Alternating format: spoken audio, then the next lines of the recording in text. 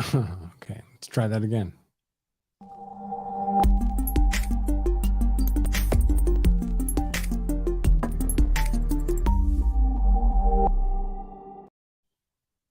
Hey, folks, welcome to the Law Self-Defense Show for Thursday, February 15th. Sorry about that. A little bit of a false start there and a couple little technical glitches, but we did get them fixed. Thank heavens, it would have been a nightmare. We had a terrible audio echo at the start of the show. Today, we are here to talk about police interrogation.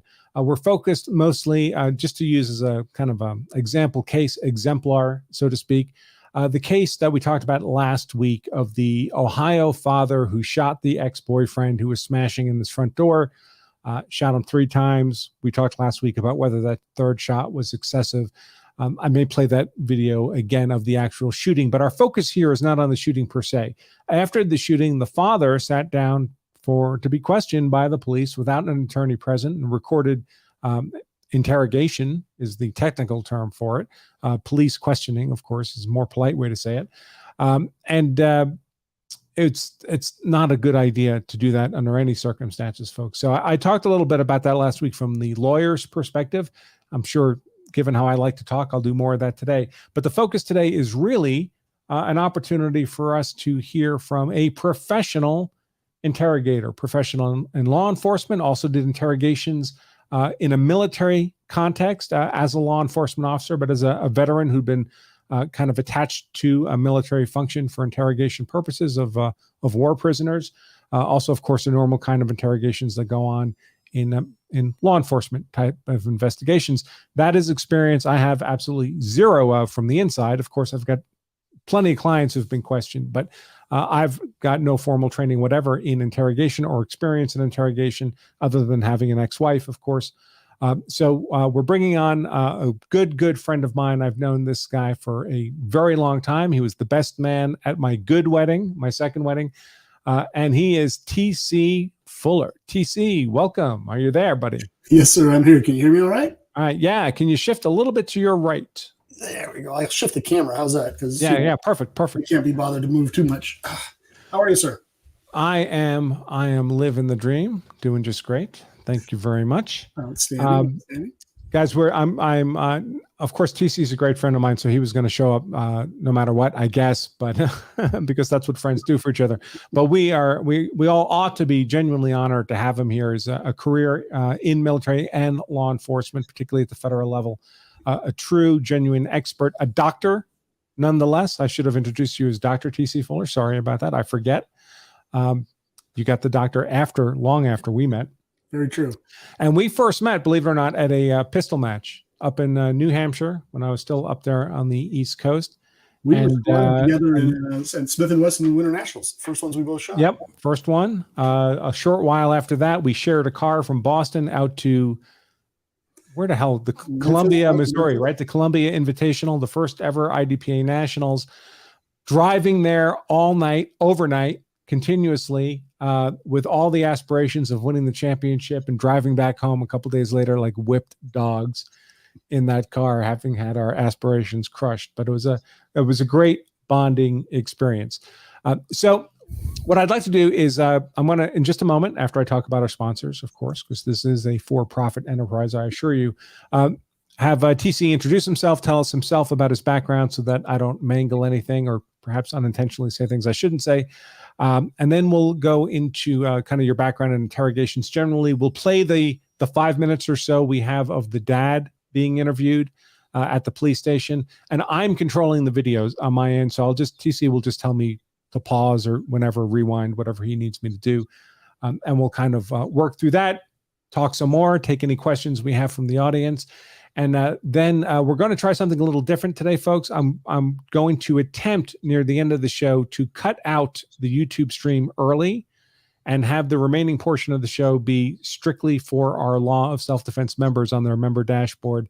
It's a bit of an experiment, something we're considering doing on a more permanent basis moving forward. But if the whole show blows up at that point, it's my fault. Just have a cup of water and go about your day. And we'll try something else next time. So before we jump in completely, of course, I should mention our sponsors, which Naturally, because we had a technical glitch at the end, I lost my little tag, but it should be right here. And the sponsor of today's show is none other than Law of Self-Defense itself. More correctly, our American law courses. So we've launched a series of law school level courses, traditional 1L first year law school courses, starting with criminal law, criminal procedure, constitutional law, and evidence. These are law school level courses, just like I was taught the law when I went to law school quite some time ago, more than 30 years ago now, without the political ideology that so infects law schools today. So we just teach traditional American law in the traditional American way, without political ideology, unless being an American is a political ideology, probably is, but it's the good one. These are not accredited in any formal way. This is purely for your own education, your own information. But if you've ever wondered what it would be like to take law school level courses at a fraction of the cost and the time commitment of actually going to law school, this would be your opportunity. And we've extended the 50% off registration for another week. You can take advantage of that at lawofselfdefense.com/law courses. And that's where you can learn all about that, lawofselfdefense.com/law courses. Also, for any of you who are this weekend going to or are in the Oklahoma City area, this weekend I will be in Oklahoma City. Once again, I go there from time to time. And this time for the Guardian Conference. The Guardian Conference is a 2 or 3 day conference put on by concealedcarry.com. I think last year might have been the first one I taught there, 8 hours worth of instruction over the weekend. I'm doing the same thing again this trip. So if you're in the Oklahoma City area, you might consider looking, Googling Guardian Conference, seeing if there's still availability to sign up for that. It's a tremendous weekend. Lots of world-class instructors are teaching there. It's a great opportunity to get a lot of great instruction in a very short period of time at a reasonable cost. And you can meet me, yours truly, there. I won't have anything to sell you there, but if you bring a book or whatever, I'll be happy to sign it, tell a couple jokes, answer your questions, that kind of thing over the course of the weekend. So that's the Guardian Conference. All right, with all that out of the way, Dr. Fuller, please tell us about yourself, the good stuff. The good stuff. Well, I'm originally from California, and I'm a Taurus, and I like long walks on the beach. So let's get that out of the way. With an M4. I learned to shoot in California. That's how old I am. Yeah, so I grew up out there, joined the Army right out of high school, joined the National Guard.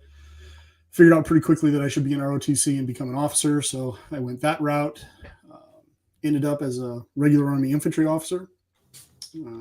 Just in time for the Gulf War. I was actually on my way to the Berlin Brigade when I got rerouted, and next thing I know, I'm watching the Northern Horizon on fire. So I did that for a while, then came home, finished up my time in Germany, and then came back to the States, became an ordnance officer because needs of the Army. So quick like a bunny rabbit, I transferred over to, I put in a transfer request both for Special Forces and for explosive ordnance disposal, and EOD came through first, so I ended up being an EOD guy for a few years. Did time back in the Middle East in Egypt, then finished up at Fort Bragg, then applied for and surprised myself and got into the FBI, and then spent the next 20 years in the FBI. Asked to go to California with the FBI, so naturally they sent me to Vermont, then upstate New York, then down to Quantico. You'll recall when I was teaching at the firearms training unit there for about 5 years. Yep. Got me in the door. I did some fun shooting down there. That's a great place to shoot, folks, if you can manage to wrangle yourself an invitation. It's not easy to get into. Yeah, people have some strong feelings about the FBI one way or the other, but I got to tell you, their range facilities are top drawer. So that was a fun 5 years. So then I spent a year, I guess, paying for that 5 years by being in the Office of Congressional Affairs up on Capitol Hill. And then I finished up my time in Charlotte, North Carolina, and retired out a few years ago. Along the way, I served in Guantanamo Bay as an interrogator for a while. I put a guy on the top 10 most wanted fugitive list, and I caught him, put him in a very dark hole for a long time. And I also spent time in Afghanistan, attached to various military units over there as an FBI agent. And one of the big jobs I did during that time frame was also interrogating, oftentimes right on the battlefield. And now here I be. So I see somebody mentioning the name Dan Bernoulli in the chat. No, would you like to tell us what that's about? Yeah. So back around 2000, I started writing for gun magazines, but I did it under a pen name, a nom de plume of Dan Bernoulli. I was still a working agent, so I really didn't want to, run the hassle of putting my real name out there on gun articles. Didn't want to catch flack from my coworkers who would have just given me a hard time all the time. So a good-natured one, but nonetheless, it was something to avoid. So I ended up doing that for a few years. Then I published my first book under that nom de plume, Dan Bernoulli. I'm working right now on the second edition. I hope to put that out next year under my own name. But I've got a book coming out, as you know, in December on my memoir. It's called Painting Over Rust. So look for that in fine bookstores and on Amazon in just a couple months, in time for the Christmas holiday season. So Painting Over Rust under your actual name, Dr. My T.C. actual Fuller. name. Yeah, search for that on Amazon, and they should be able to find it. They should be able to here, like I said, probably in December, maybe before. We'll see. I gave you some cautions before you joined us live here for the show, TC, because the internet can be a dangerous place in an emotional sense, and not in the sense of any of the places you've been to. But I forgot to mention, if you see nonsense in the chat, just ignore the chat. Please don't pay any attention to the chat. There are a bunch of animals in there, and they're not worthy of your attention, unless, of course, they make it a super chat, in which case they're sending a little bit of money my way. $5 minimum, folks. $5 minimum, just like a cheap lady of the night. Then I'll go ahead and answer those questions or pose them to you. But we don't pay any attention to the chat. There's a lot of nonsense in there. I did see someone ask if the Law Self-Defense member dashboard was working. It is working, folks. So the video is streaming over there live, and people are posting questions live. Those questions always get answered. So we'll definitely answer all the Law Self-Defense member questions. On YouTube, we only answer questions when people pay for them to be answered. Not a lot, $5. It's just a way to differentiate those questions from the nonsense questions. So tell us more about, kind of generally speaking, your interrogation experience in the sense of doing it in the law enforcement context. FBI, of course, was your law enforcement agency. I presume at many points in your career, you were working collaboratively with local law enforcement. I don't know if you had any participation in those local those are the kind more likely to affect people in a self-defense kind of setting. But if you have any experience at that level, and to the extent it differs from what you might have done in the FBI, and then if you can, also the military perspective, because I know a lot of people assume that if you were an interrogator at Guantanamo, it means you were putting hot irons to people. So it would be nice to be able to share a realistic perspective of how that went too. Yeah, the Gitmo thing, a lot of people, because I went right after 9/11, probably within a year of 9/11. So a lot of people were asking me to apply hot irons while I was down there. And, we all had a laugh. They laughed, I laughed, and it never happened. But that was sort of a sentiment that was rampant at the time. As far as interrogation goes, you've said it to your viewers many times. If you're sitting down with a guy like me, particularly if you're sitting down in a room with an FBI agent and you're under arrest, the smartest thing you can do is get your attorney. It really is. It's the best thing for you, because you're just not going to win that one. We get all kinds of training at the academy on interrogation and interviews, and professionally, there's a distinct difference between an interview and an interrogation. We can go into that if you like. Yeah, I would like to. Yeah. Yeah, because an individual having a conversation might not make that distinction, but in the law enforcement profession, we absolutely will. An interview, for example, would be somebody robbed a bank. We're going to go knock on every door in the neighborhood to see if anybody saw anything. So you're not a suspect. We're just knocking on your door saying, hey, at 11:30, did you see a guy with a ski mask and a pistol run through your front yard? You'd be surprised the number of people will say, well, yeah, I did see that. It was kind of weird. I didn't call the police, but now that you mention it. So that would just be a conversation. We're just trying to get some information, trying to get some context, get an idea of what happened when, and if you're potentially somebody that we need to talk to some more. An interrogation is an interview with a purpose. It's a much more pointed operation. And you get a lot of training on that at the academy. And what's more, you don't just get training in it, you get practice in it.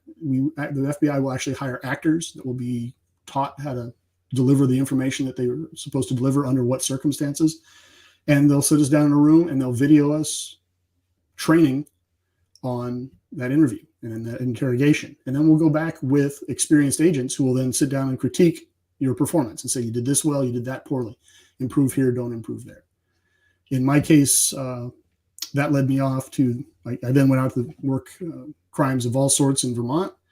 Not a hotbed of violent criminal activity when I was there. It's gotten worse since then, but plenty of opportunity to practice my craft and sit down and interview people.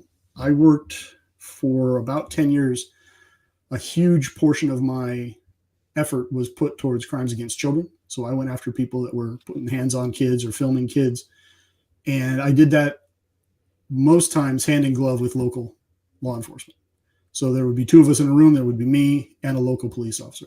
So that gave me a wonderful opportunity to sit down and watch experienced local police officers do their job and conduct interviews and interrogations. It's a great learning environment. I've never been one to be real us versus them when it comes to local law enforcement versus FBI. We're all on the same team as far as I was concerned, and we're all batting, we're all trying to get the home run. Whether the guy does time in a state prison or a federal prison is really immaterial to me and always was. And there are some very, very good local law enforcement officers I was fortunate enough to learn from. Then when I went to Guantanamo Bay, they also had people down there who were, they had those of us that went into the box, right? That went in and conducted the interviews with the bad guys. And we called that room the box. So there were those of us that actually went in there and went face to face with these guys, but we also had people from the behavioral science unit down there, and they were available to help you structure your interviews and interrogations, to plan them out. They were very experienced agents. All of them had more than 20 years on the job, and they were also behavioral science guys, right? So they knew these nuances and behaviors backwards and forwards. So I made it a point whenever I could to get one of them to watch my interviews. And I'd say, look, I don't necessarily need you for the structure of this interrogation. I need you to watch me and critique me. And I conducted over 45 interrogations, hostile, confrontational interrogations while I was there, and got feedback from a multitude of very experienced, very solid agents over that time. So I felt like that really helped me out. And then I was able to take that experience and a year later go to Afghanistan. And the FBI was attached to various military units while we were there. There weren't a whole lot of us there at any given moment, but we would be attached to a unit going out that just was going to go out and kill people and break shit. So oftentimes that would end up with somebody getting captured. Well, you tell a military unit, let's say you have a special forces unit, and they're going to go out and they're going to hit a compound and they're going to grab a medium or a high value target, an MVT or a HVT. Well, if they go in there with orders to bring out any paperwork evidence that you find and we want a prisoner, well, you tell that to a Marine or special forces guy or a Ranger or whatever, that's exactly what you're going to get, right? They're going to go in there, they're going to kill everybody. They're going to bring one guy badly beaten out the door. He's going to have a sandbag over his head. He's going to be zip tied, and they're going to bring you a couple of laundry bags full of paperwork, and they go, here you go. And that's great for tactical intelligence. It's less effective when you're talking about feeding that into the federal judicial system in the United States. I need to know that, this notebook came from that guy's pocket right over there, and he was in this room at this time. You got to establish that chain of custody early on in the process.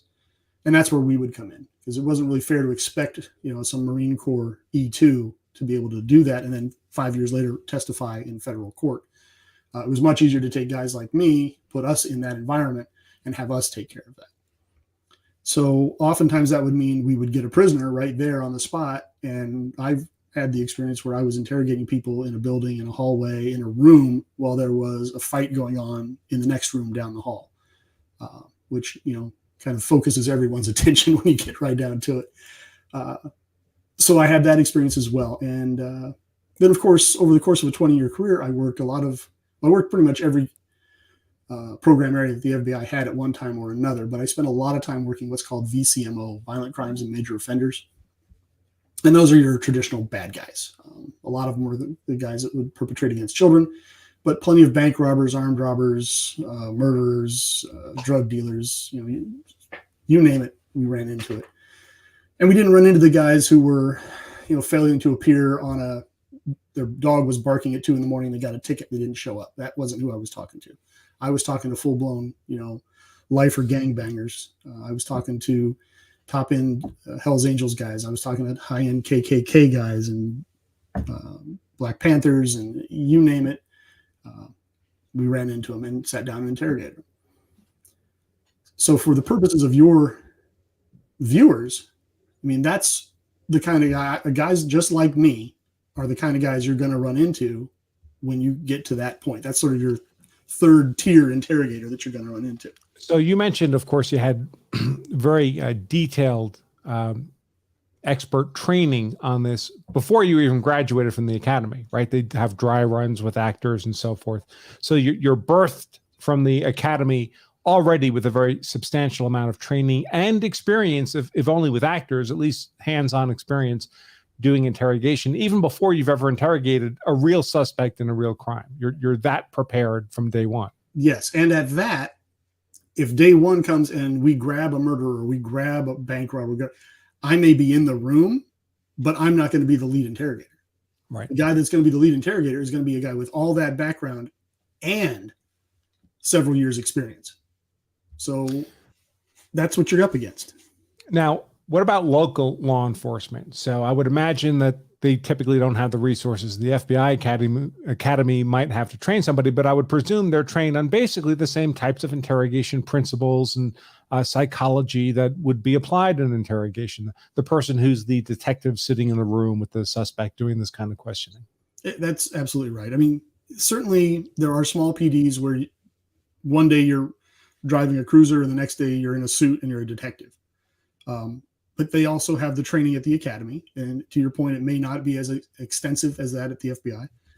The read technique is very popular in the United States. It's taught, parts of it are taught at the FBI Academy. It's taught all over the United States. It's been around since the 50s. It's been a law enforcement staple most of that time since then. So even your local officer with, 2 days as a detective has already probably been a police officer for 4 or 5 years before he's ever a detective, maybe longer, depending on where you are. You're in New York City, you're up against, the best they've got in terms of a detective who's going to sit down and interview you and interrogate you. So one of the things I run into all the time are people have been involved in a use of force event. They're the defender. They believe in their head they acted in lawful self-defense. Let's imagine that's actually the case, that their perception of having acted in lawful self-defense is also technically, legally accurate. Often it's not, but let's pretend it is. And now they faced a prospect of being talked with by a police investigator, by a detective, by an interrogator. And they do it. They have this, what to them seems like a pleasant conversation with a police officer. And I always have to caution people that that's not what's happening. You are not having a pleasant conversation with someone. You are a lab subject now, being subject to an experimental testing. They're asking questions for specific reasons. The way they're asking them is for specific reasons. The information, the words they're looking to come out of your mouth are very specific. It's not a casual meandering conversation like it might seem. They might ask a couple questions, change the topic, then circle back to the questions they started with earlier. So it seems meandering and nothing seems particularly important in the moment when they're asking about it, but any part of it could be critically important. And the key is you're not on a level playing field. You are a normal layperson who's just been involved in perhaps the most stressful event of your life. And the person on the other side of the table is the equivalent of Mike Tyson to you. They are professionally trained in the art of interrogation, the art and science of interrogation. Would you say that's accurate?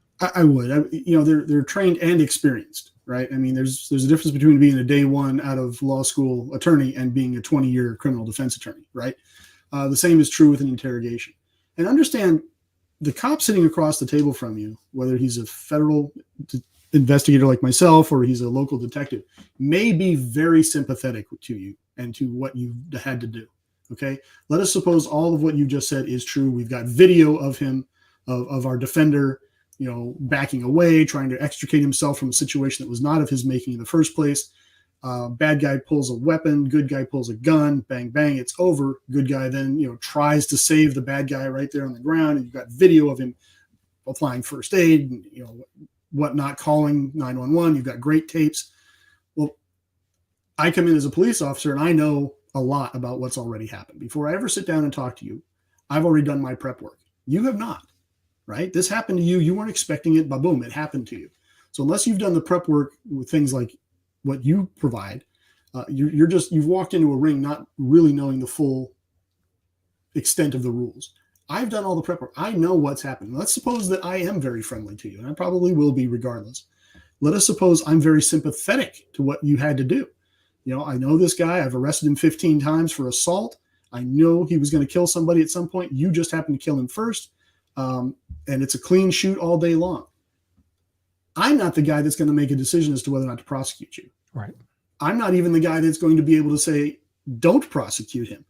I can say to the U.S. attorney or the DA, hey, look, this is a clean shoot. This guy doesn't need to be prosecuted. And that is just one voice in the din. Okay. Because you could be Zimmerman, and you could be somebody that somebody else says, hey, this is political fuel for my rise to power. And in fact, that's exactly what happened to Zimmerman. So in Zimmerman's case, I mean, there was a reason why he wasn't criminally charged for many weeks after the event when he defended himself against Trayvon Martin.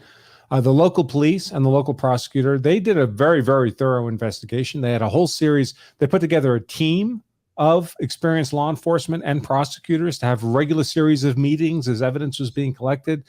They did this in a very rigorous way, and they ultimately concluded that this was as close to a perfect case of self-defense as they'd ever seen, and there's no way anybody would be able to get a conviction in this case. And the entire matter was taken away from them by the state of Florida and handed to a prosecutor from a different judicial district who was happy to prosecute the case.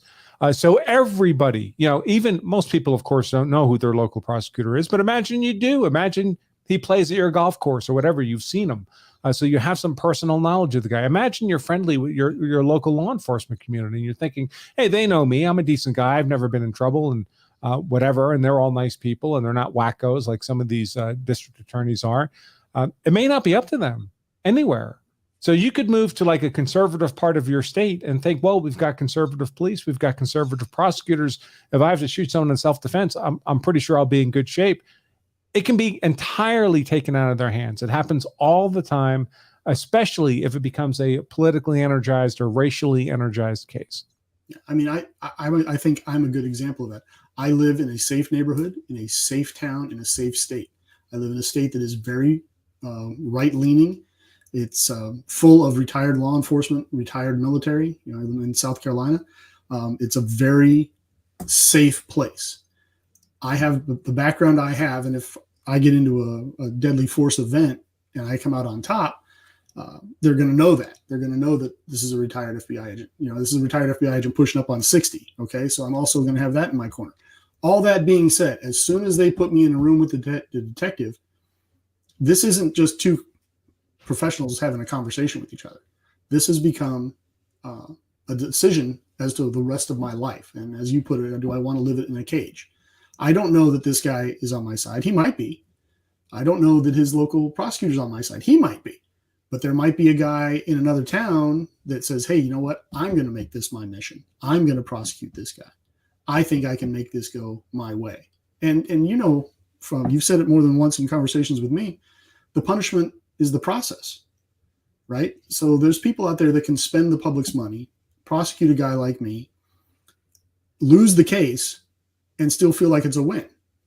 Right? Yeah, because it is politically, it is for them, right? It happens all the time. The defense gets an acquittal, so the defense won the legal fight, but that district attorney got reelected when he wasn't going to get reelected, or ran for higher office, or fought the good fight for his political team, whatever the case may be. The loss in court is not the actual battle they were fighting. Of course, if they got a conviction, they would have been happy to take it. But their real measure of victory was political. It was not legal. Which is all great in a vacuum. But when it's my life being impacted, it's my children's college funds that are being spent, a second mortgage on my house that's being paid out to fuel this process, I have an issue with that. So another thing many people don't realize is it's not just what you say in the interrogation that can hurt you. And by the way, anything you say in the interrogation that's helpful to you is not going to be admissible in court.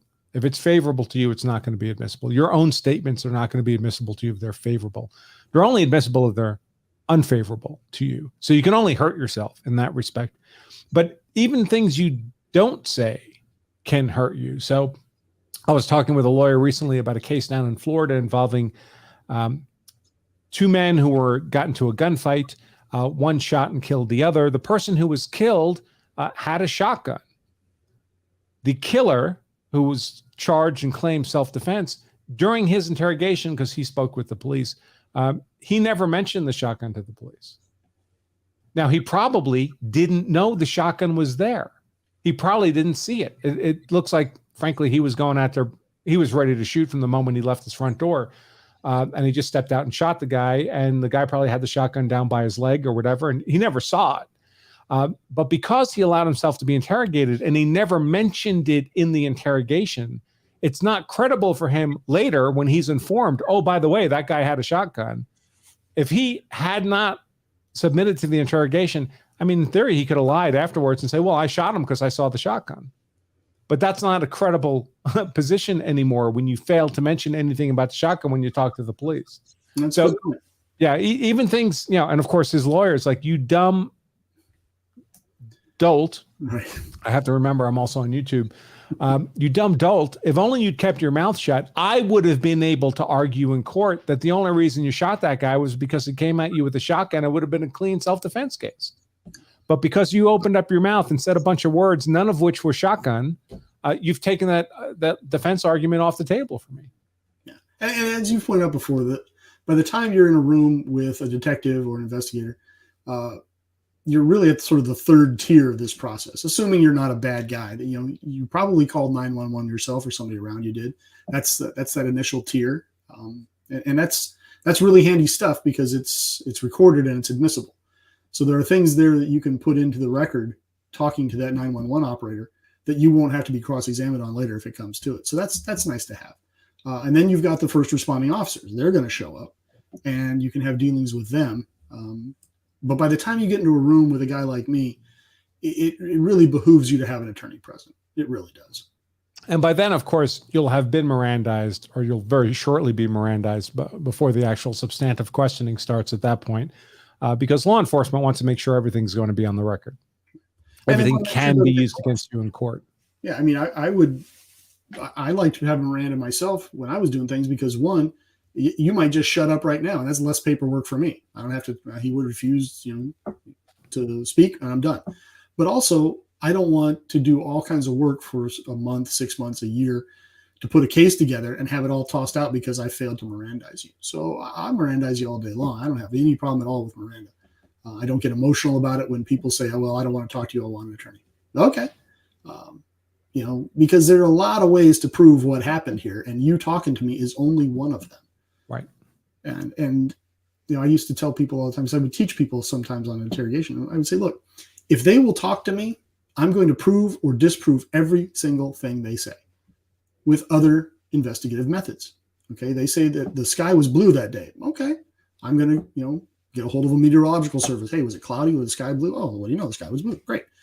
Not only because I want to, be thorough in my investigation, but also because I need to put a meter on how truthful you are.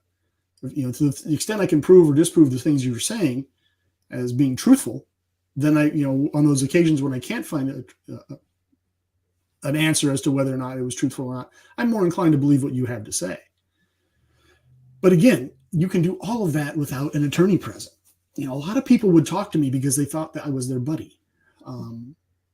They can make the problem go away if they can only explain to you what happened. Well, and a lot of, it's funny because your average citizen will try that. Well, if they've committed, in our example here, a lawful self-defense shooting, they're not a criminal. Generally speaking, these are not bad people. These are regular people, normal people that suddenly something absolutely horrible just happened to them. And they want to explain themselves. They feel the need. Holy crap, I've got to get this out there. You got to believe me. I didn't mean to kill this guy, but he came at me with a gun. Well, you just said something. I didn't mean to kill this guy. And I'm going to write down, okay, yeah, that makes perfect sense to me. But an attorney 2 weeks from now reads that and goes, oh, this was an inadvertent shooting. He didn't mean to shoot this guy. Right. In fact, we'll see some of that when we look at this father interview, this 5-minute interview with the boyfriend shooting. There's statements to that effect. You got to get that attorney in there. You really do. And you're not going to insult the investigator, right? He's not going to be mad at you. They may pretend to be mad, but they're used to it, right? They're used to dealing with, as you point out often, honest to God, bad people. 90% right. of So the people who do it. That's a great point. They may pretend to be mad, right? There's a certain degree of theater here. There's a lot of theater here. To the point where, I mean, chair selection, where your chair is placed in the room, the lighting. When I was in Gitmo, I would often give these Taliban and Al Qaeda guys a chair with a wobbly leg. Now, is that going to hurt anybody? No. Does it do anything to them? No. But it's just one more way to put them a little bit off balance, a little bit off kilter, a little bit uncomfortable. And when you're dealing with people at that level, it's like the NFL. You know, you get a half a step on a guy, you're going to beat him. That's what you want. You want that half step.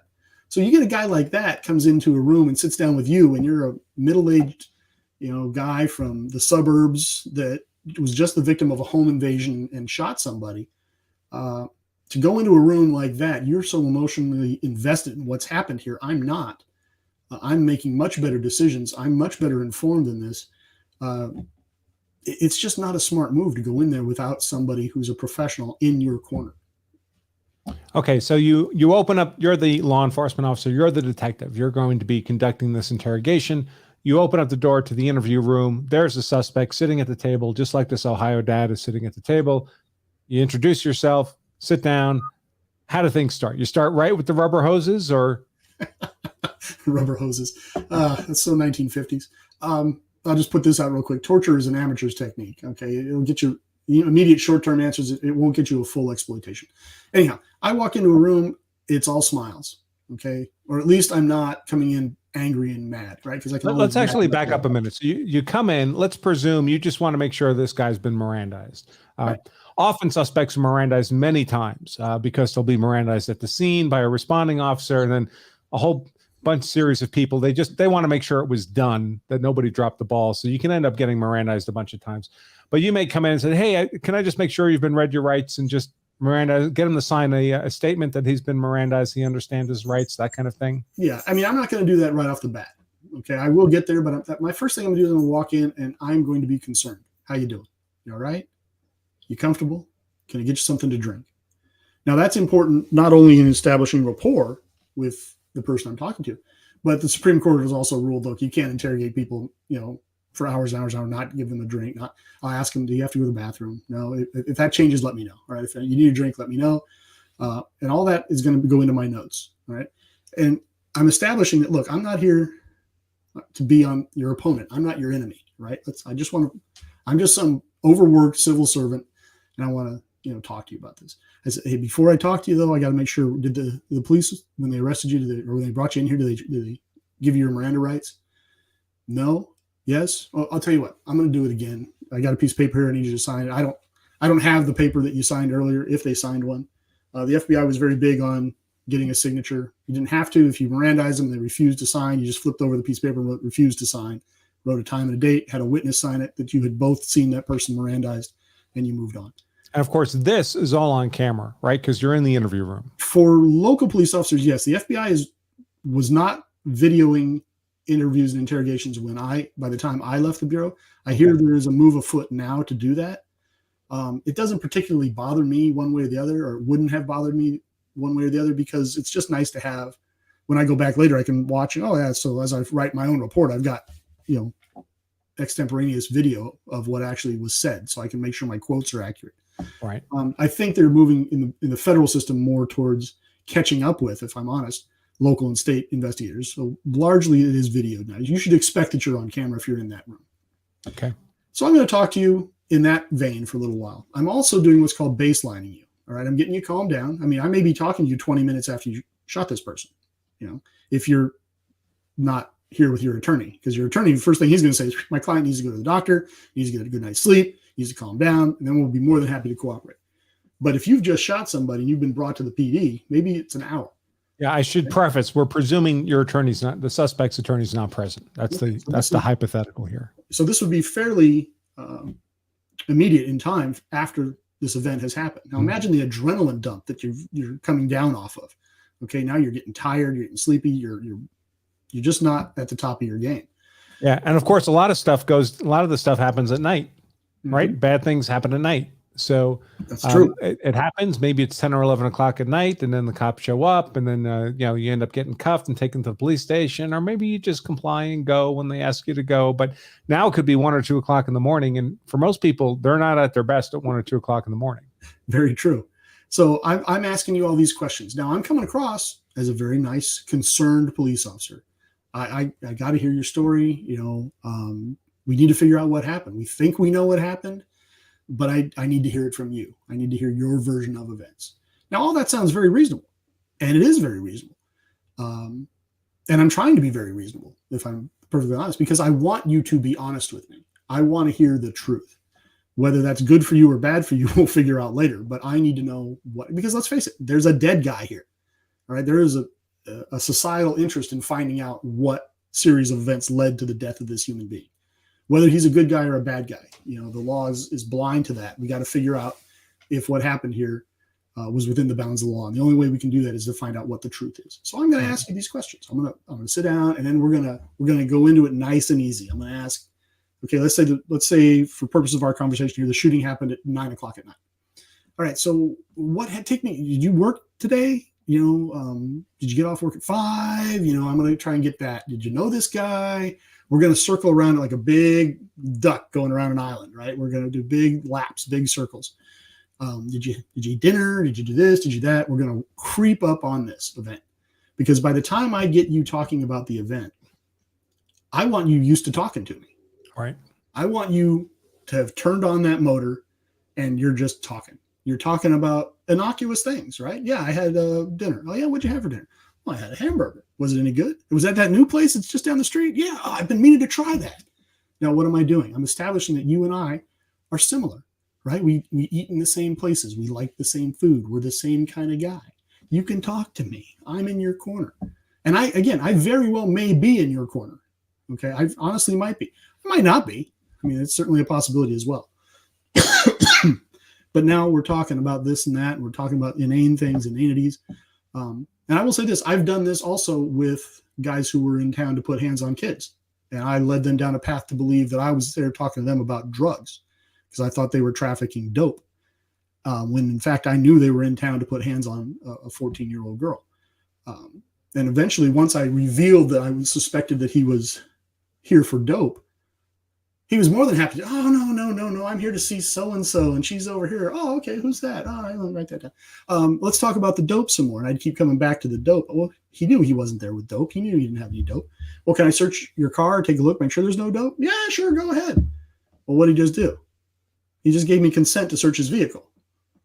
Now I'm looking for dope. I can look anywhere in that car that dope might be concealed. Well, I go into the car, and what do I find? I find a teddy bear. I find a note that makes very explicit statements on what he wants to do to this 14-year-old girl. All perfectly legal, and he gave me the ticket to do it. Right. So I'm going to use these same techniques on you to find out what happened. Because, again, I don't know you, or maybe I do, but I probably don't know you. For all I know, you did execute this guy. Right. Because you don't know it's not like you were there, right? You weren't standing there when the shooting happened. I mean, nobody was, except for and even the people who were don't really know what happened. The defender doesn't really know what happened. He doesn't know how many shots he fired or any of that. Whatever he thinks he remembers is almost certainly going to be mistaken. So in one sense, nobody really knows what happened in the absolute sense at all. The only way to try to get a understanding of what happened is to develop the evidence and see where the evidence might lead you to some rational evidence-based narrative that hopefully is well aligned with the truth, whatever truth is. That's the best we can do as human beings, but you don't know. All you can do is follow the path that the evidence points you down. That's true. And this brings me to a point that your viewers might be interested in. If you are making statements, avoid making absolute statements. I fired 3 bullets. It was 5:02 when this happened. I reloaded 1 time. Don't make those kind of statements. Use the phrase, to the best of my recollection. I believe. I think because if you say I fired 4 bullets and I find out you fired 12, I know from being a shooting guy that, okay, that's easy to explain away. A politically motivated attorney might make a lot of hay out of that. And then you're going to have to explain that away at trial, which you may do or you may not do. Right. So, it's getting into your bailiwick more than my own, but it was a suggestion I would make to people. You have to excuse me. My dog is curled up under my feet here.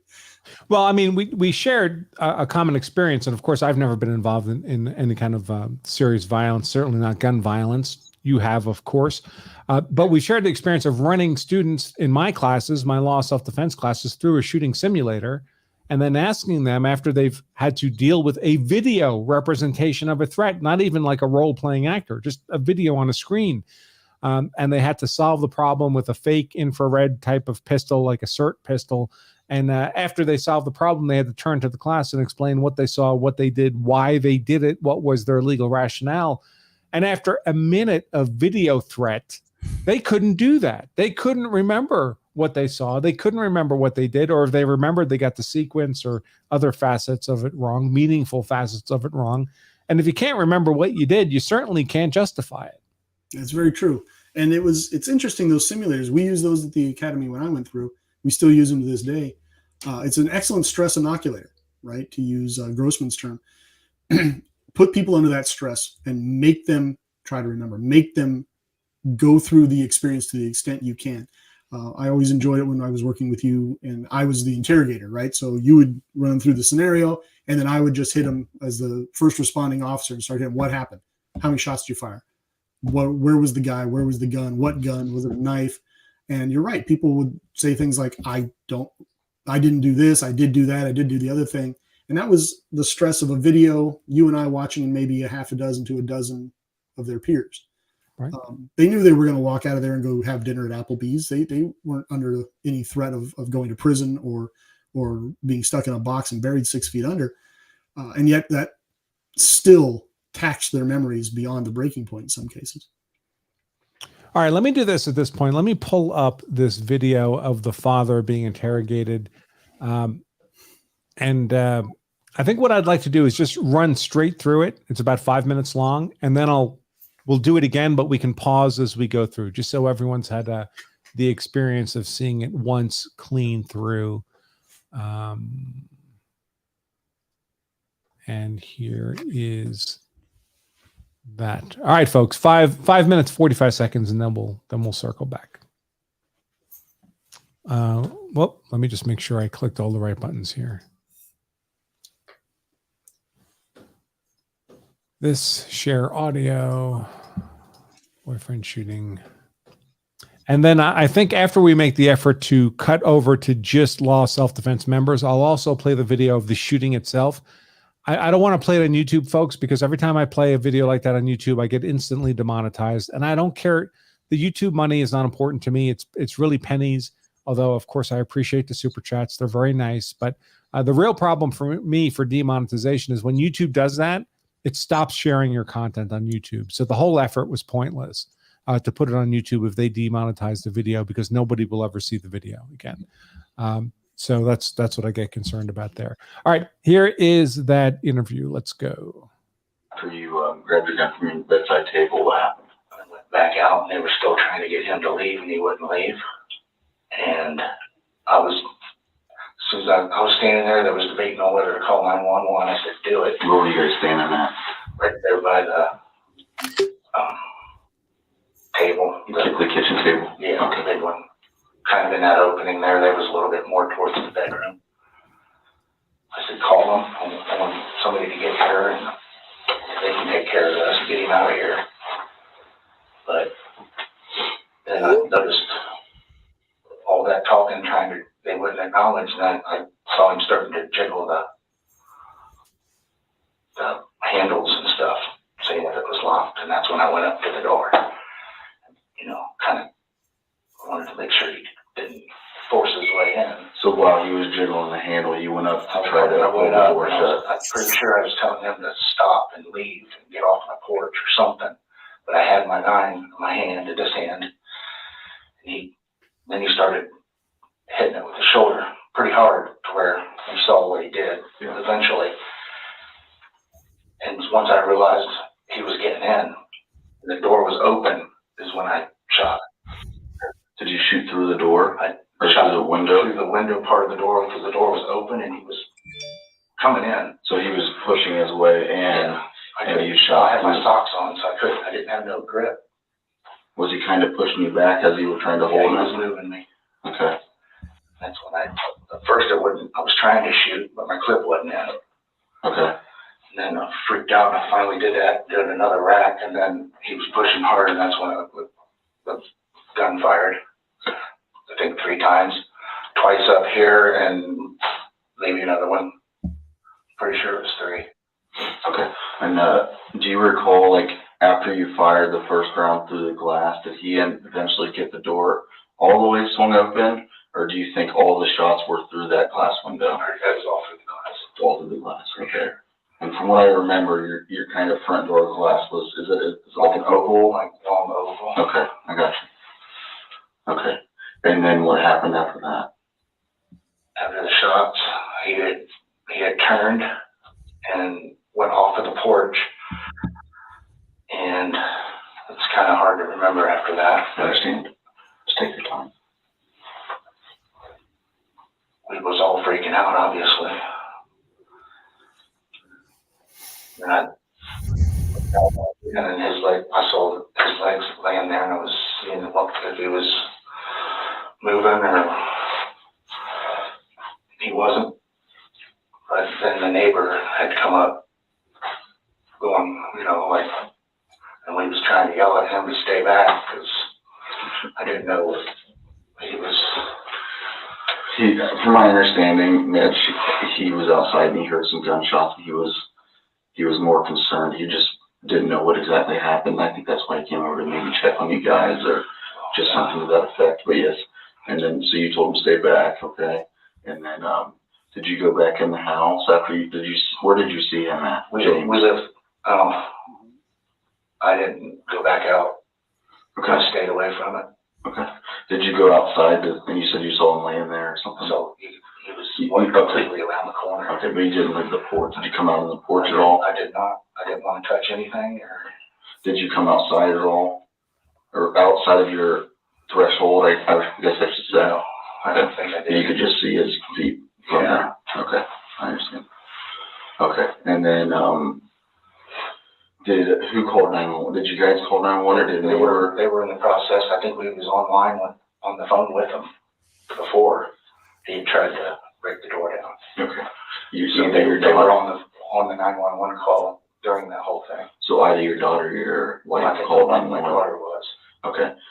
So where they still had the ring up on their phone or whatever. Maybe my wife did. Okay. And then I'm not sure. I understand. And then Allie might have been on with 911. Okay. And then did you guys all just stay inside until deputies or I understand Sydney police came out there as well because they were probably a little closer maybe. Right. So you guys just stayed inside until they got on scene. We didn't want to. Gotcha. Okay. So I understand that James used to date your daughter. Okay. How long did they date for? I don't know how long. If you had to guess,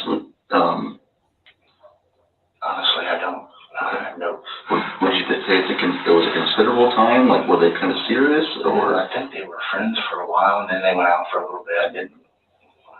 Didn't quite work out. This was a couple years ago. Okay. And Allie didn't want to see him anymore for some reason. I never got involved in that. I understand. Then I guess he moved to California for a little bit, and then he would come back. And then for 2 years, I didn't text or talk, I guess, until last night. And they don't really tell me stuff about guys, because, Yeah, I'm assuming daughters don't want right. to talk too much with their dad about that kind of stuff. Yeah. I can't hear you, Andrew. I think you're still muted. It's a major failing. I forget about that mute button. It's real. So that was the 5 minute 45 seconds of the interview I have. Obviously, it began before this, continued after this. And by the way, folks, none of our comments should be perceived as intended to be negative towards the suspect here or the police officer. We don't know the entirety of what's going on. So we're just making observational comments based on this 5 minutes and 45 minutes a seconds of video that we have before us. There may be other facts, or maybe, who knows? We don't know what else there is. We're just talking within the context of this video, just to use it as an exemplar for purposes of discussion on the topic of interrogation. But before we get into any specific facets of this, TCO, do you have any more overall, more general thoughts on how this went? Well, obviously, I just think as a blanket statement, it's a bad idea to go into this room without your attorney. This guy is, from my perspective, is being about as honest as you could expect. He's trying very, very hard to tell the officer the truth and everything he knows. It's interesting watching the officer. I'm trying to watch both of them and watch the micro cues on both of them. The officer starts out in a closed position that he's in here at the end, with his arms crossed, more defensive, and then he starts to warm up to his subject, the gentleman in the black hat, the shooter. If you watch him, he starts to get more relaxed. He throws his arm over the back of the chair. He starts to chill out and everything. But in terms of the room and the setting, notice that, okay, our subject has a hat and glasses, casual shirt, casual shorts. That's probably what he was just kicking around the house in. I don't know that the detective was kicking around the office in what he's wearing, but also he's got hat and glasses. This is called mirroring. Okay, whether it's intentional or not, I can't speak to it, but it is what's happening here. He's mirroring the subject. He's looking like the subject. He's trying to establish rapport at every level he can. The subject's in a comfortable chair, but he's also in a corner, right? The door is behind the police officer. The police officer is between him and freedom, right? So this is a subconscious methodology of saying, look, I'm the guy that's going to let you out of this room. I have control. Now, he's not saying any of these things, and he's certainly not telling the guy, look, you're going to talk to me or you're never leaving this room. But what he is doing is he's setting himself up as the gatekeeper. Now, there's also a more tactical reason that you just don't want somebody jumping up and bolting out the door if that door is not locked. I would say that door probably is locked. They were probably locked in there and needs a passcode to get out of there. But, or at least there should be, because at the end of the day, this is a murder suspect. So you should have some levels of control here. But these are all things that you're not going to think of. If you're the guy in the black hat sitting down here, you're not going to be thinking of all of these subconscious psychological tools that the detective is putting into play. And he may not be doing it on purpose. I mean, I can't say that he isn't. I can't say that he is, but that is what's happening here. Yeah. I mean, clearly he's not sitting there in uniform. No. Right. Which would be much more intimidating, right? With the vest and the Axon camera and all that jazz. As the responding officers to the scene were probably geared up. That's probably what those officers were wearing. That would be normal for them. This guy, if he had been wearing that when he came to the office, he would have changed out of that into something like this in order to conduct the interrogation. Yeah, and you said it earlier in this conversation that this is theater. Right, you're going to choose what you're wearing, or you should choose what you're wearing and how you've got this room set up very, very carefully. If you think that this guy is going to respond better to you being in a uniform, then perhaps that's how you come at it. I'd say this is probably the best attire he could come at this guy with. He looks vaguely professional. I'm led to believe this is in a small town. You don't expect all of your detectives to be wearing suits. That might be very off-putting. I once early in my career, tried to interview a rancher in his dairy barn in Vermont. He had about 400 head, and I go strolling in there in a suit and an overcoat, Bruno Magli's, very stylish. Well, what did this guy see? You know, he didn't see someone like him. He saw some fed, and the interview went about as you would expect. Also note that our subject, by the way, has a bottle of water in front of him, prominently displayed. Right? That's probably been given to him by the police. Comes in handy later on if you need to address that from a defense attorney. Yeah. Yep. Okay, so let me start the video again. And if there's places you'd like me to pause, just say pause and I'll stop it there and you can share your insights with us. Ready? Yes, sir. And here we go. After you grabbed your gun from your bedside table, what happened? I went back out and they were still trying to get him to leave and he wouldn't leave. And I was... So what's he do right up front? He gives him a little bit of context and says, okay, what happened? It's an open-ended question. He's not asking yes or no, easy answer, questions designed to elicit a brief response. He's dropping it in your lap. What happened? And what happens? Our subject turns on the on switch and he just goes. Yeah, and of course, there'll be a lot of versions of what happened, right? There's this guy's version, the dad on the left, the actual shooter. His wife and his daughter were also in the home. They'll be interviewed separately. So their versions of what happened will be different. Then we have the ring camera version. because the shooting was captured on their Ring camera, so it's captured on video. That version may be somewhat different from what the human beings are saying, just because of the way the frailties of the human mind and recollection, even if there is no malice on their part. Then there were neighbors who showed up immediately after the shooting because they heard the gunshots and they came over. They're going to have their own versions of what they heard happen. And they may have video from their angle as well. Right. Sure. They could have. I know at my house, we got plenty of cameras on the outside of the house that capture stuff. For sure. Okay. I'll continue. As soon as I was standing there was debating on whether to call 911. I said, do it. Where were you guys standing at? Right there by the table. The kitchen table? Yeah, Okay. the big one. Kind of in that opening there was a little bit more towards the bedroom. I said, call them. I want somebody to get here and they can take care of this. Get him out of here. Okay, But, Andrew. then So he knows enough, the subject knows enough to say, we wanted to call 911. He's trying to get that on the record. I'm a good guy. I didn't wish him ill. I want to get him a phone call into 911. We want to get him some help, which is, that's what a normal person would do, right? I'm not here to slaughter this guy. But if you also watch our subject and listen to his breathing, he's starting to get more excited. He's starting to get ramped up. His breathing is becoming more shallow. This indicates to me he's not lying. He's reliving this in his head. He's trying very hard to be honest, and he's dumping it all out. Now, that sounds like a good idea, and because he's an innocent guy. But that's emotional. You're making statements that are going to have a profound impact on the rest of your life from an emotional place. And he's taking himself mentally back into that moment, right, where he killed a guy. So it's flustering, it's ramping him up, and I would suggest to you that it's quite possible he could say something in here that he doesn't want to live with in court later on. Right. So have you had the opportunity to see the actual video of the shooting, the Ring camera? Okay.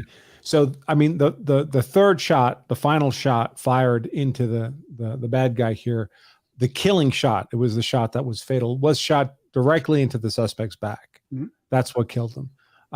The question, of course, then would be, well, I mean, the father may not have known he was shooting the guy in the back. He was shooting through the glass of a front door. It's probably all, spidered by now. Who knows? I mean, you can shoot someone in the back. There's lots of ways that can be perfectly lawful.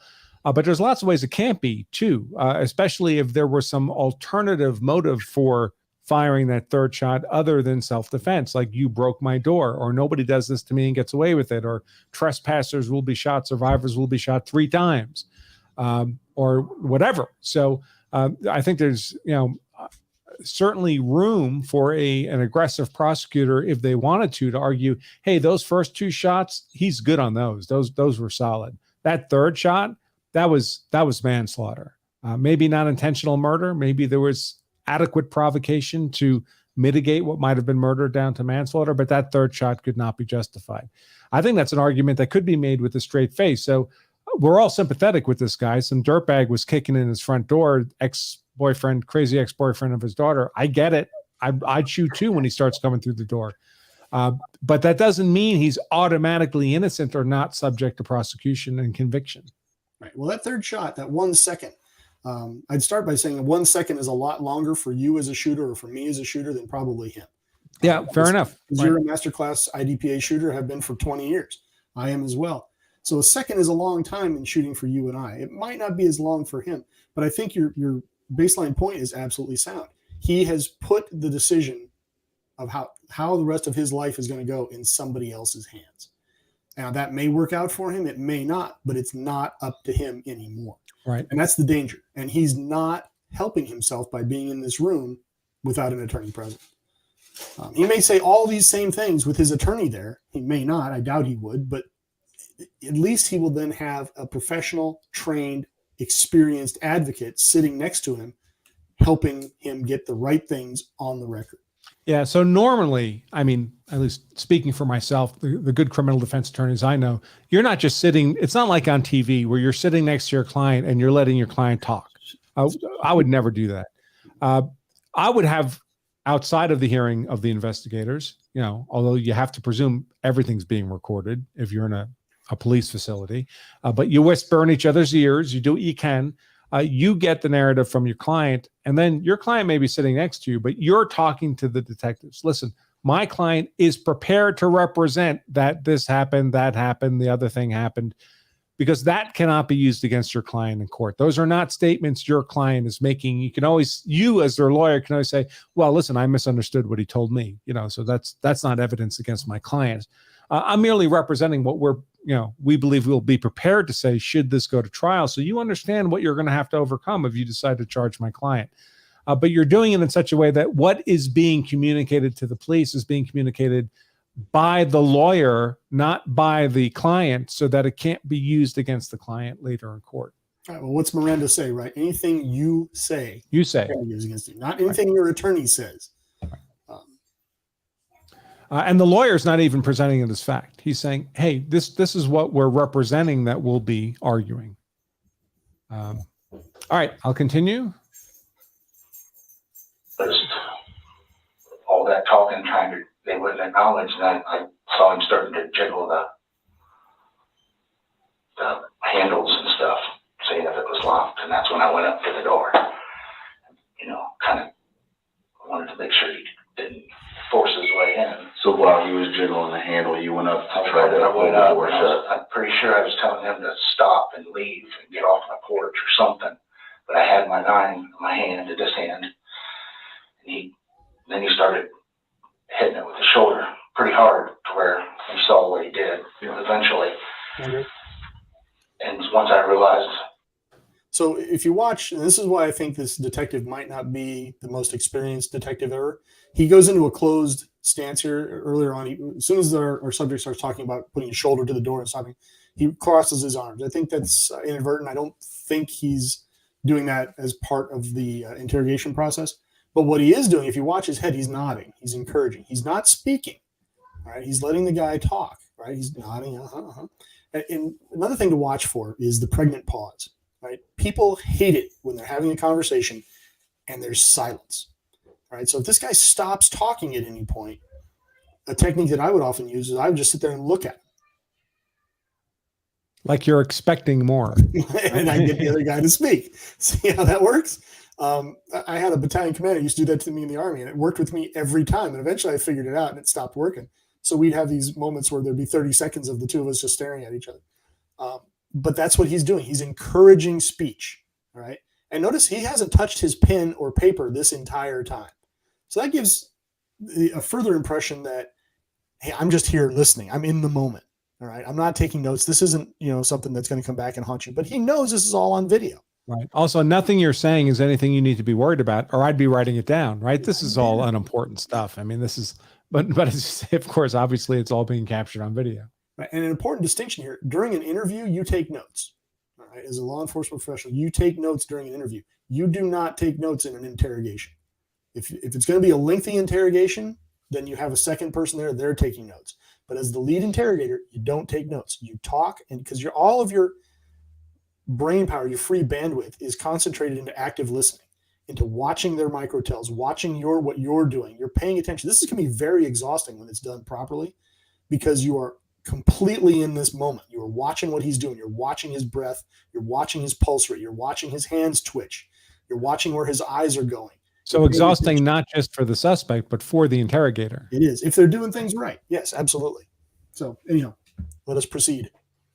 He was getting in, and the door was open is when I shot. Okay. Did you shoot through the door? I shot through the window? Through the window part of the door, because the door was open and he was coming in. So he was pushing his way in, and you shot. I had my socks on, so I didn't have no grip. Look at our subject. He kind of pushed me back as you were trying to hold him. Watch the subject's body language. He's, compared to what we saw earlier about he was trying very hard to remember, and he was talking faster, and he was giving it all to the police officer. With that in mind, watching him now, he's still being as honest as he can, and he's actually acting out the motions. The officer didn't say, "Show me what you did." He never said those words. This guy has just spontaneously gone into throwing his shoulder into a door, in his mind, and shooting through the door right over his own arm. Yep. That's further indicator to me as an officer that he's telling the truth. Now, if this truth helps him or hurts him at trial later on is, somebody else to determine. But this guy in this chair right now in this moment is being very, very honest. Right. So sometimes when you're the interrogator and then later you may be talking to a prosecutor and you're giving them your view of how the interrogation went, they may be asking you, well, what do you think of this guy's credibility? And these are factors, concrete factors, not just a generalized sense of I feel like this guy's honest, but specific concrete indicators of that lead you to an assessment of credibility. Right. Because the smart prosecutor will say, okay, you think he's being honest?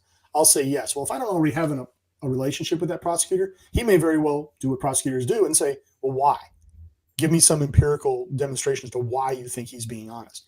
Well, in this case, I can walk you through right here and say, look, this is why he's being honest. This is why I think he's being honest. Now, a prosecutor that I've been working with for 10, 15 years, and he asked me, you think he's being honest? Well, we've had this conversation 30,000 times before, and I say, yeah, he is. Then you're going to take that at face value and move on. Yep. But you're still, as the prosecutor, you're the guy making the decision. Neither one of these two people in this video are making the decision as to whether that subject is going to trial. Awesome. Okay, let's continue. Okay. That's when at first I was trying to shoot, but my clip wasn't in it. Okay. And then I freaked out and I finally did another rack, and then he was pushing hard, and that's when the gun fired. I think 3 times, twice up here and maybe another one. Yeah, so this particular point, just from an evidentiary perspective, gets me extremely nervous because in theory, single round you fire, you need that 5 elements of self-defense justification for. And if you don't even know how many rounds you fired, how would you know each one was justified? You can't even count to 3. You don't know if it was 3 or if it was 2 or it was 4 or it was 5. So if you don't even know if you fired a 4th shot, how would you know if the 4th shot was justified or not? Of course you don't know because of the stress of the circumstances. It's perfectly normal. But I wouldn't want this kind of statement being made on the record that now as a defense attorney, I have to explain all this complicated stuff to a jury. I'd rather my client had simply never said this at all. The facts will show there's only 3 shots fired. My client does not need to be making these ambiguous statements about the number of shots fired. And it's important to note that it can be explained away. It just now has to be explained away. Right. And you only have so much energy and bandwidth to spend with the jury. I mean, you want your criminal defense attorney's job to be as easy as possible, not as complicated as possible. He can do a lot of complicated tricks, but every complicated trick runs the risk that the jury doesn't buy it. If things are nice and simple and straightforward, that looks like a hard case to convict. There's nobody on the law enforcement side of this equation that's going to be upset with this guy in any way, shape, or form if he says to them at the outset of this interview, hey, look, I'd love to talk to you guys. I really want you to know what happened. I really want to get my story on the record. But there's a guy dead. And no one's debating that I shot him. I need an attorney in here just to make sure I don't say something that gets me in trouble that I don't deserve.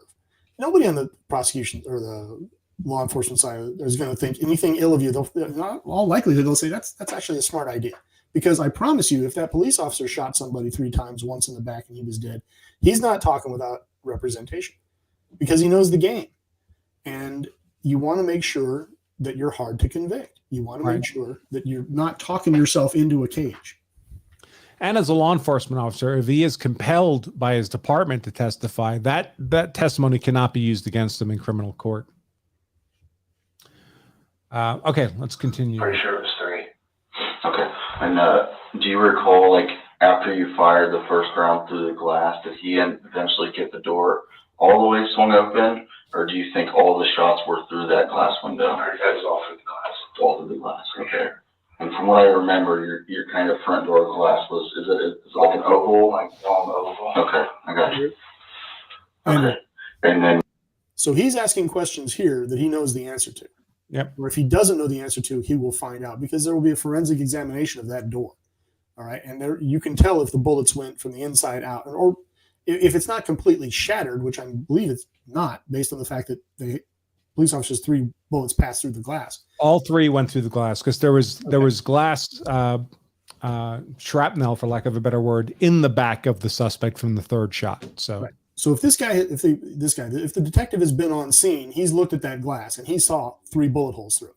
So he knows the answer to that question, right? And plus, let's say the glass did completely shatter. They can forensically reassemble that glass and figure out which way the bullets went, how many bullets went through it.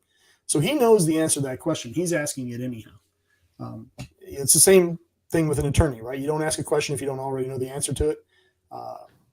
He's asking. He either knows or he can readily determine it, and he's fishing for inconsistencies here. Right, and he's also testing this guy's veracity. Right, you ask questions that you know what the answer is to see if the guy's going to tell you the truth or if he's lying. And you're also watching his reaction. Is this a prepared speech? Is he prepared? He's like, yes, I must tell him I shot 3 bullets and they all went through their glass. Or is this extemporaneous? Yeah, I think so. I think so. I'm pretty sure that's what happened. Yeah, I think they all went through the glass. That rings a lot more truthful than, yes, I fired 3 rounds and they all went through the glass. Yeah, I mean, because for all this detective knows, this could be a deliberate murder, right? He could have lured this guy to the house, right? Said, hey, come to the house and pick up the stuff you left behind when you were dating my daughter, planning to kill him when he got there. Right. He doesn't know. He's trying to find out. So that's what he's doing here. He's sounding this guy out. And he's still, even though I think he's clearly in this guy's corner, he's still doing his job, right? He's still checking to see if this guy's telling the truth. Okay. What happened after that? After the shots, he had turned and went off of the porch, and it's kind of hard to remember after that. I understand. Just take your time. He says there, after the shots, he turned and went off the porch. Well, we know from watching the video several times that no, he actually started leaving the porch during the shots and had turned before the 3rd round hit him. Right. So that speaks to his perception of what actually happened in that moment. And of course, for the shooting to be lawful, it's not necessary that the father here has an accurate perception of what happened, a precise perception of what happened. All that matters legally is that he had a reasonable perception of what happened. He can be mistaken. Mistakes are allowed as long as they are reasonable mistakes. It can still be lawful self-defense. There was something else. Oh, I saw our moderator, Shane, in the comments mentioned that the police can lie to the suspect in the interview. And that's absolutely right. They can lie their butts off to the suspect. They can, in fact, we did this when we used to do our debriefs in the self-defense simulator. We would tell people, they'd be encountering a video representation of a bad guy who was not wearing a hat. And then I would ask them afterwards, well, what color was the guy's hat? And they'd say blue. I mean, they would just make up a color, because the moment I asked about the hat that didn't exist, they simply presumed that must have existed, or I wouldn't have asked about it. Yeah, there's a Supreme Court case, Frazier v. Cupp, 1969, that established very clearly law enforcement can use deception. They'll say they have witnesses that saw things in a different way, or they have surveillance video that saw things a different way, or the bullet holes in the door don't correlate with what you're telling us here. We think you're making it up. They're allowed to lie. And what's interesting is that lie can also, your answer can work in your favor, right? What happened when Zimmerman was told that they had video of the shooting? He literally put his head in his hands and he said, thank God. Yeah. Because he knew any such video would only verify his version of events. Right. Okay. We was all freaking out, obviously. And I looked out again, and I saw his legs laying there, and I was seeing if he was moving or if he wasn't. But then the neighbor had come up going, and we was trying to yell at him to stay back, because I didn't know if he was. From my understanding, Mitch, he was outside and he heard some gunshots. He was more concerned. He just didn't know what exactly happened. I think that's why he came over to maybe check on you guys or just something to that effect. But yes, and then so you told him to stay back, okay? And then did you go back in the house after where did you see him at? We lived. I didn't go back out. Okay. I stayed away from it. Okay. Did you go outside and you said you saw him laying there or something? So he was completely around the corner. Okay, but you didn't leave the porch. Did you come out on the porch at all? I did not. I didn't want to touch anything. Did you come outside at all? Or outside of your threat? Yeah, so here, of course, the cop is looking to see if he can find an angle on the father having approached the body. He might have tampered with evidence, might have changed something. Or he may just have introduced something that they're going to have to explain later on. I mean, the officer, again, doesn't know exactly what happened. Maybe his intentions are ill, or maybe he's just trying to figure out, okay, if we find a footprint of this guy's in the glass outside, he's saying he didn't walk out. Well, that might be relevant to some reason. And I think our shooter is starting to have sort of a buyer's regret moment here. He's starting to calm down. He's getting out of the moment. He's starting to think more critically. His answers are coming slower, more considered. He's saying things like, I didn't want to disturb anything. I didn't want to, mess with any of the evidence.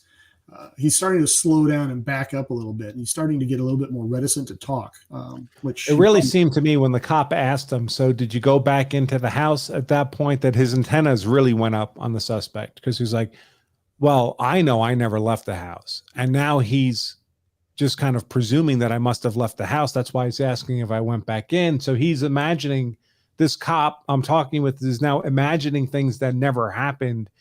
That could get really scary really quick. And this is also with the introduction of the neighbor witness coming on the scene.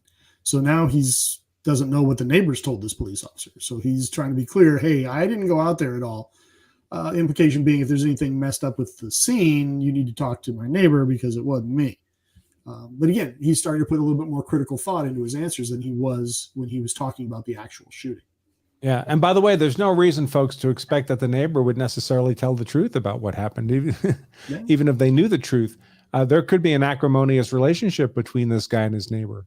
We wouldn't know. The neighbor might be inclined to slant things in a way that didn't look so favorable to this, to the father here. Or the decedent's his cousin, right? Or his buddy or his fellow gang member. I mean, you just never know. Or it could just be anti-gun.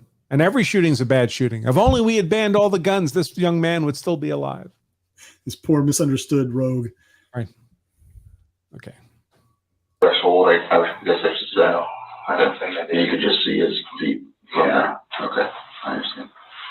Okay, and then who called 911? Did you guys call 911 or did They were in the process. I think we was online on the phone with them before he tried to break the door down. Okay.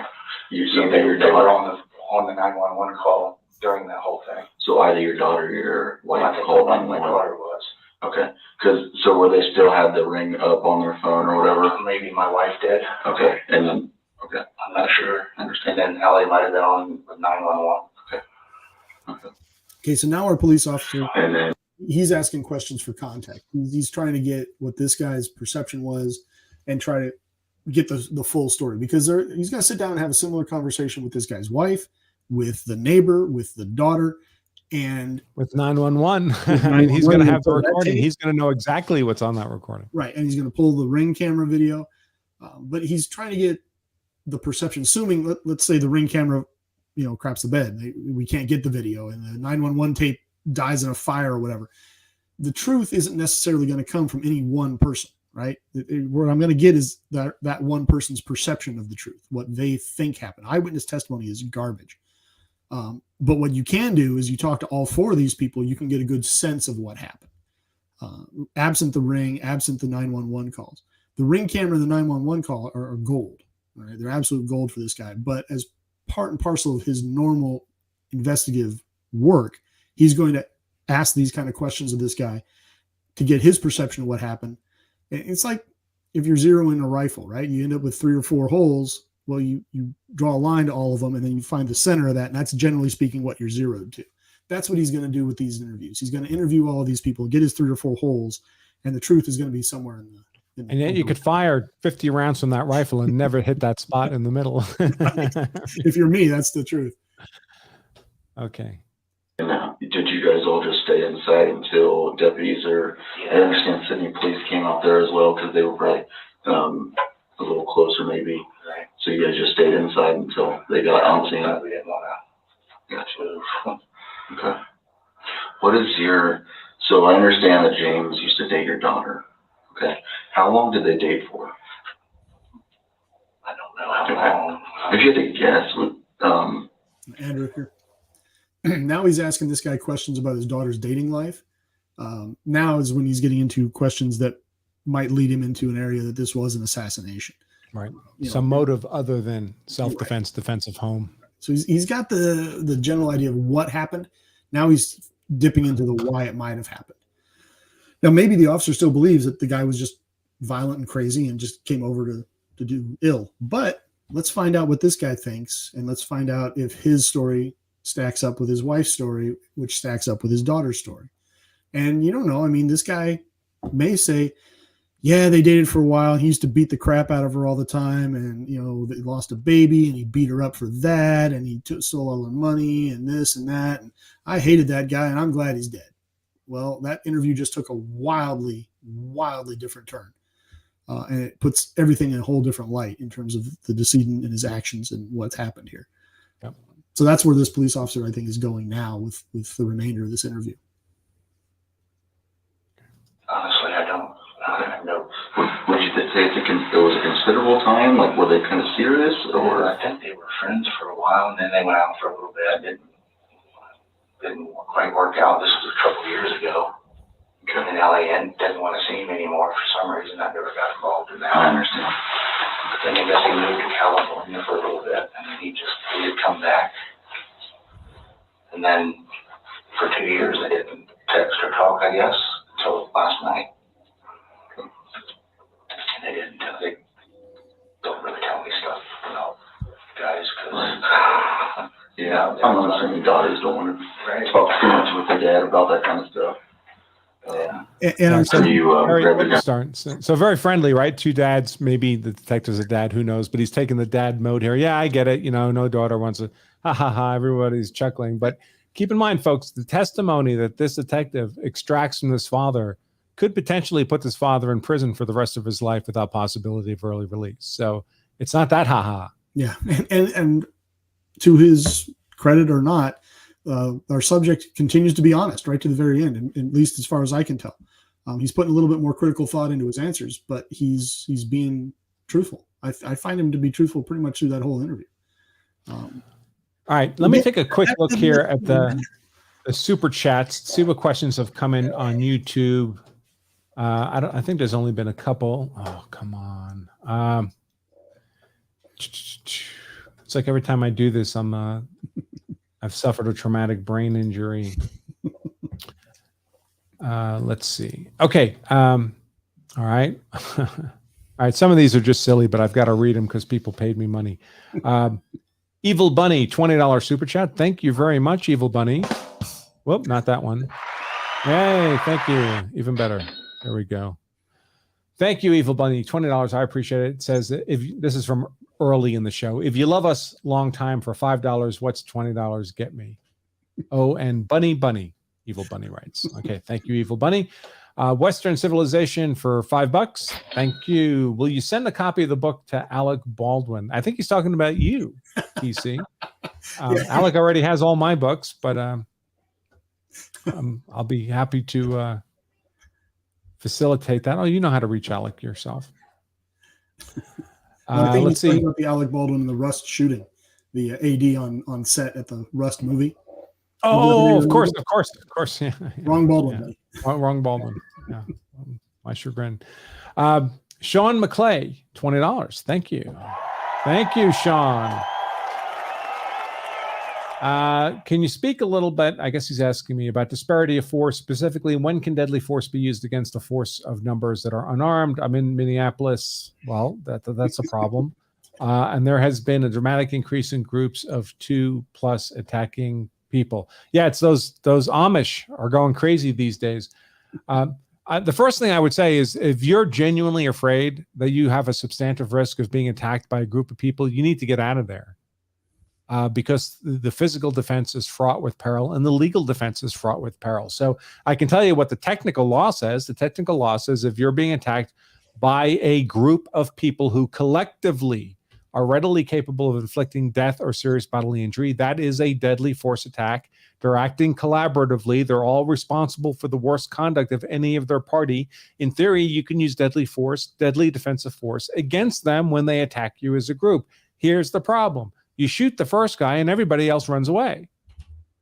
And so there isn't a group there. The evidence of the threat no longer exists because they all ran.